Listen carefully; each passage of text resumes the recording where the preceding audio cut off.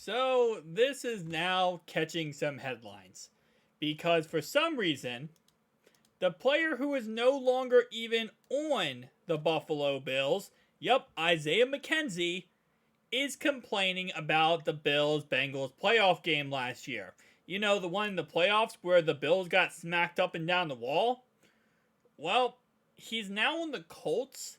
And even in that playoff game, by the way, I just want to go ahead and put it context here. He had 2 catches for 10 yards. Good job, good job. He is now claiming Bengals did nothing special in that game. They weren't literally that great. If we played in the dome, everything would have been different. Dude, let the game go. You lost. You're not even on the team anymore. The only reason I'm covering this is because it has gotten so much headlines from CBS Sports and other news stations that I honestly find it funny here. The Bengals ran basic routes. Maybe we should have done that. Run basic routes, McKenzie explained. Let me make myself a little bit too big there. I'm going to make myself a little bit smaller there. There we go. Like out routes, go balls. And instead of running routes that you have to be going lateral or come back to the football or turning and running curls and things like that. If we were in a dome, it would have been a total different game.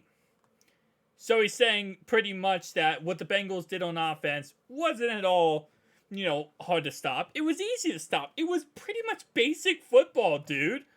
If we played in a dome, our cornerbacks would have been able to stop one of the best receivers in the NFL in Jamar Chase. One of the best receivers in the NFL in T. Higgins. I think Tyler Boyd did kind of get injured in this game. A really great tight end in Hayden Hurst. Joe Mixon in the backfield.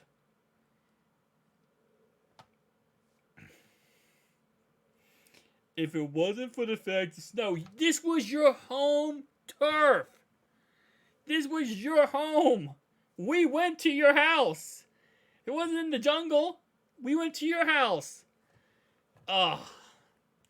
Everyone says, oh, the Bengals caught the ball. They ran the ball. Joe threw the ball just fine. The receivers caught the ball just fine. But Joe Burrow and Josh Allen are two different types of guys. Hang on, Isaiah. I'm going to need you to shut up for a second. Let me explain why he is correct there. Ladies and gentlemen, boys and girls, let's explain why he's correct. Joe Burrow is like a general, right? He's very precise. He's very accurate. And he knows what he's doing. He's what we call clutch. He goes right down the field, and when he gets the ball back, he's going to score a field goal or he's going to score a touchdown. He pinpoints the guys down the field, dots you up down the field, and dissects your defense. Josh Allen is what we call a, how do I put this? A gunslinger. There we go. That's what I'm trying to say. He's a gutsy quarterback. He's a guy who is going to throw some really immaculate passes, right? He's what we call the, he's like Weapon X, okay? He's like Weapon X on the field. Because he's going to make some amazing plays. He's going to dot you up down the field sometimes. But in other times, he's going to throw stupid passes, and you're going to be like, how did you throw a pick right there? The linebacker was like right there, and the receiver wasn't near him. I don't know. I just did. That's the problem with Josh Allen. And this is why a lot of people say Josh Allen would never win a Super Bowl, because he's a gambler. He takes chances. He takes dumb chances. Burrow is very precise and knows what he's doing. He calculates every decision in his head. His head is like it's like a supercomputer in his head. He's calculating, okay, that's perfect, that's perfect, that's perfect. Josh Allen's just like, yeah, we'll see if this works, and throws the football. They're completely different quarterbacks. Also, Joe Burrow is smart when he thinks, okay, if we need to, they're coming on this defense? All right, let's change your run play. Let's give Joe Mixon the ball. Let's give Samaje Perine the ball. Look at that defense. We're gonna change up the play to run. Oh, they're changing up here. Let's do a pass. Josh Allen's like hikes the ball it don't matter what defense is coming out in. He's either going to throw the ball or he's running it himself. That's all he's doing. His first playoff game, the guy when near the end of the game, he fumbled the football. I think he tried to lateral it too. Actually, I'm pretty sure he tried to lateral the football backwards. But he's a gambler.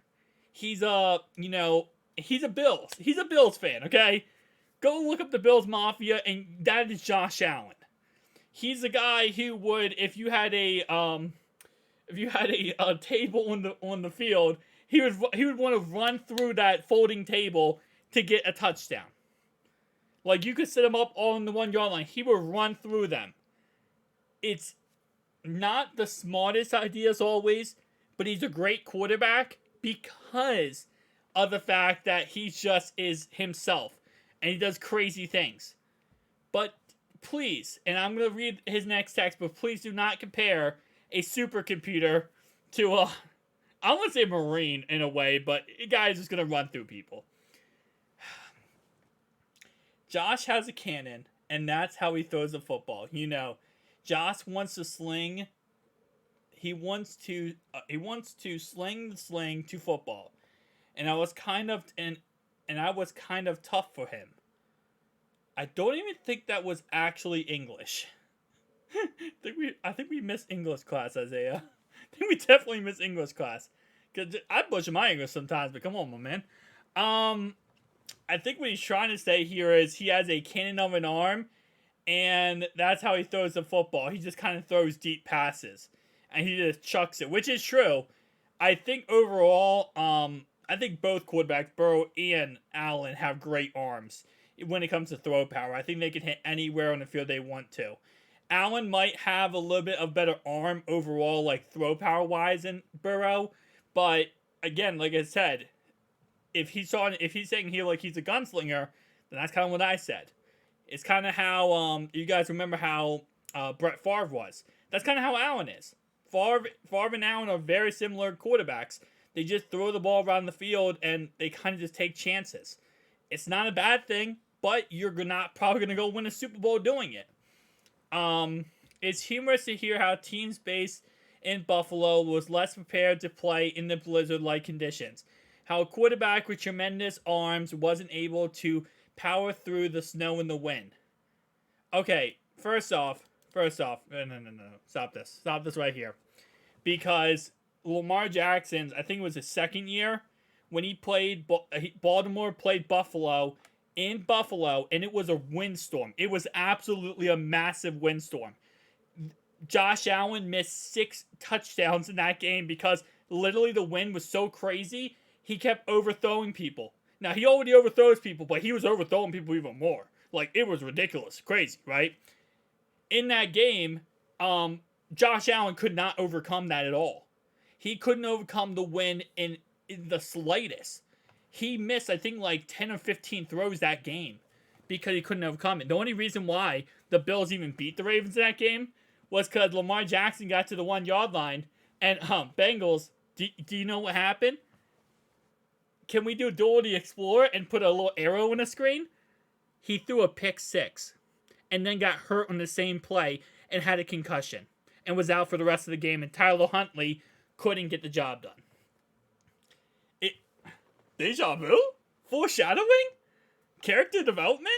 I'm pretty sure this is like all the above. Yep, and then the following 2 seasons, you guessed it, guys, he went ahead and, number 1, got hurt, didn't finish the season. Next year, got hurt, didn't finish the season. Sorry.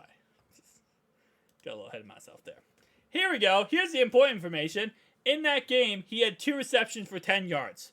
So why are you speaking? Stephon Diggs, who got locked up in that game by Eli Apple, who got locked up in that game by Cam Taylor-Britt, he can at least speak and give his opinion, Isaiah. Any one of the Bills, Dalton Knox, can give his opinion. My guy, you did nothing in this game. If this was in a dome, it wouldn't have changed anything. Look at week 17 of that same year before DeMar Hamlin's situation happened. The first drive, the Bengals went right down the field. smacked up that defense in Buffalo.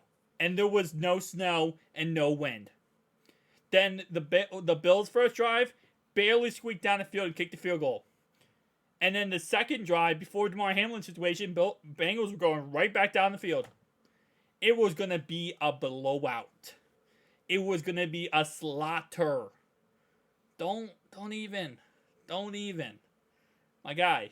Again, I didn't want to talk about this, but he asked for it. Because, again, why are you even talking? You're on the Colts now. Are you on Buffalo? You're on the Indianapolis Colts. Enjoy your time in Indy. Hopefully you get more than 2 receptions. Peace out, guys.